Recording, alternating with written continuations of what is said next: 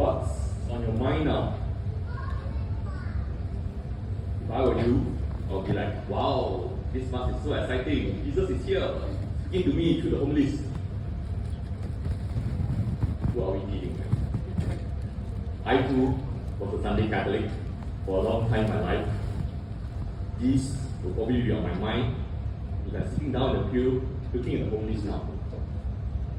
I hope the homily is not too long. I wonder what's for lunch. I can't wait to try the new Penang store at Fountain Plaza.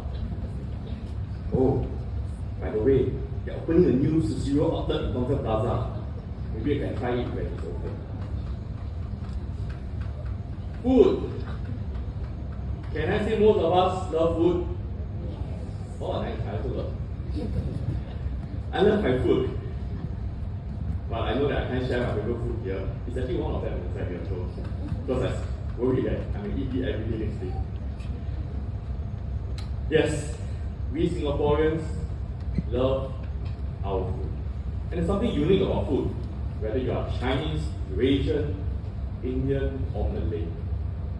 Food binds us together.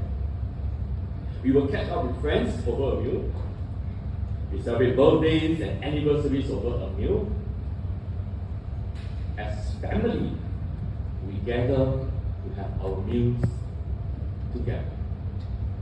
The Chinese have a culture where the members of the family will do their best to come together at least once a year during reunion dinner or Tuan Yuan Fan, which is the last night of the lunar year. Today's Gospel, taken from the Gospel of John, chapter 6. It is St. John's version of the Eucharistic meal. There is no Last Supper account in the Gospel of John. However, we have many resemblances of a gathering to have a meal if we compare today's Gospel with the first reading. We are told in the first reading today that the prophet Elisha was a man of God. A man, gave prophet Elisha 20 barley loaves and fresh grain. The prophet Elisha then told the man, "Give it to the people to eat." But his servant said, "How can I serve this 100 men?" Prophet Elisha replied, "Give it to the people to eat. They will eat and have some left over." So the meal was served, they ate, and had some left over. Sounds familiar? This time, in the Gospel, we are told that it was shortly before the Jewish feast of Passover. The Passover is an event that is commemorated with a meal, especially with a sacrificial lamb. We are told that in today's Gospel, there's a small boy with 5 barley loaves, 2 fish. But Andrew the apostle said, it is not enough to feed the 5,000 men. Jesus then invited everyone to sit down, and he took the loaves, gave thanks, gave them out. And then the people ate the meal. We are also told there was 12 baskets full of leftovers. Compare these two readings. Wow! Jesus is like Prophet Elisha, but even greater. The Prophet Elijah has 20 barley loaves for 100 people. But this story or account, Jesus had 5 loaves for 5,000 people. Wow! And the people immediately recognized this. And they said, Jesus is greater than Prophet Elisha. And they proclaimed, this man is really the prophet who is to come into the world.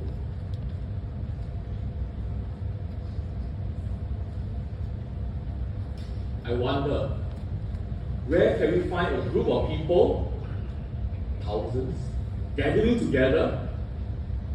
Among them, one man takes the bread, gives thanks, and give the bread out so that everyone can take part to eat the meal together. By the way, taking bread and giving thanks, that's how we get the word Eucharist. So that is what is in Greek. Eucharist means giving thanks. Yes, it is each time when we, the residents from Shunfu, Xingming, Teachers Estate, Casuarina, Upper Thomson, gather at 248 Upper Thomson Road as a family coming together with the intent to have a meal together, where we take the bread, give thanks, and give out the bread for everyone to eat. The Mass, the Eucharistic celebration or Thanksgiving meal, is where the people of God, you and I, the family of God, comes together as one to be fed by Jesus. This is also why we call this meal Holy Communion. It is a communion of all who are baptized. That is why St. Paul in today's second reading aptly proclaimed, there is one body, one spirit. There's only one Lord, one faith, one baptism, one God, who is Father of us all. And he said this clearly. Do all we can to preserve this unity. I wonder once again, where can we see the visible bonds of unity or communion amongst the people of God? There are three ways stated in the Catechism of the Catholic Church. First, you and I already know the first way. Whenever the people of God gathers for a common celebration, these can be seen primarily in the sacraments, sacrament of Eucharist. This is where we come together in communion.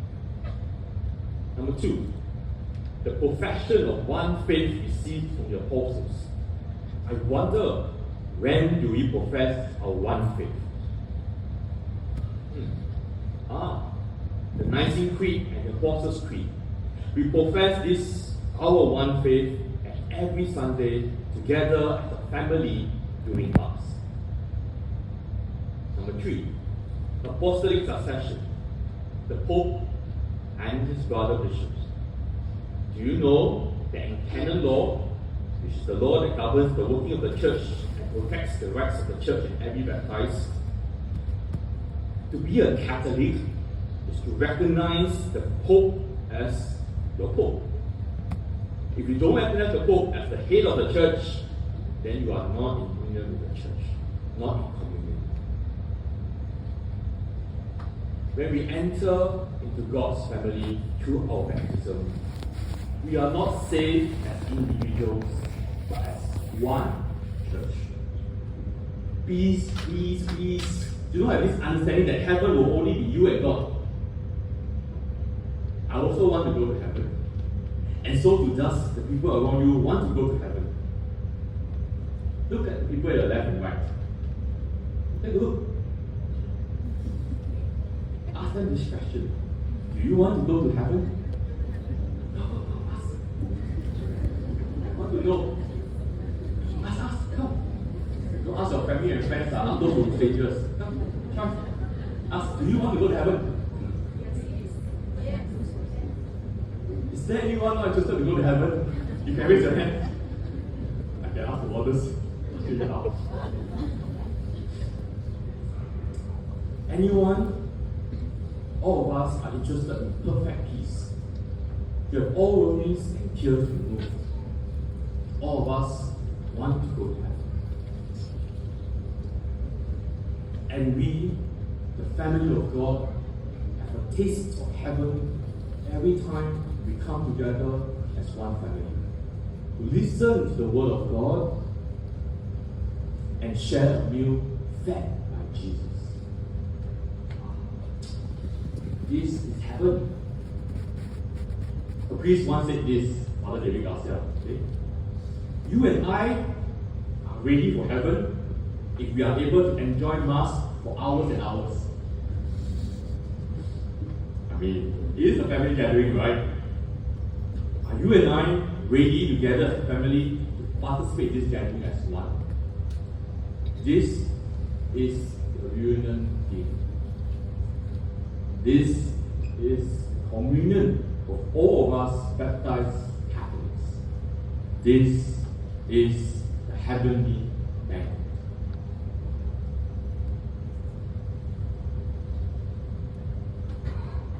Do you know that Jesus has desired? Let me quote from the Gospel of Luke, chapter 22, verse 15. This is his desire. I have earnestly desired to eat this Passover with you. He wants all men, women, children in the world to come and eat this meal with him. Jesus wants to feed everyone his body and blood so that everyone can be in communion with him and with each other. He wants everyone to come to heaven. However, sadly, based on statistics, only 1/3 of baptized Catholics in Singapore, you and I, are attending Mass on Sundays regularly. Yes, based on these statistics, 2/3 of the Catholics in Sunfu, Singing, Teachers Estate, Casuarina, Upper Thomson, are not here at 248 Upper Thomson Road. Yeah, kidding. To join for this union meal, Holy Communion. This is what breaks Jesus' heart. Where are these people? I feed 5,000 people and still have 12 baskets full ready for the entire nation of Israel, the entire family of God. Who will bring these people back to me? And that is why communion will always come with a mission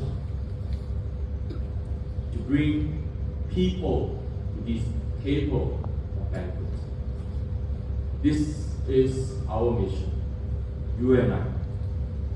Are you and I bring others to this table of banquet?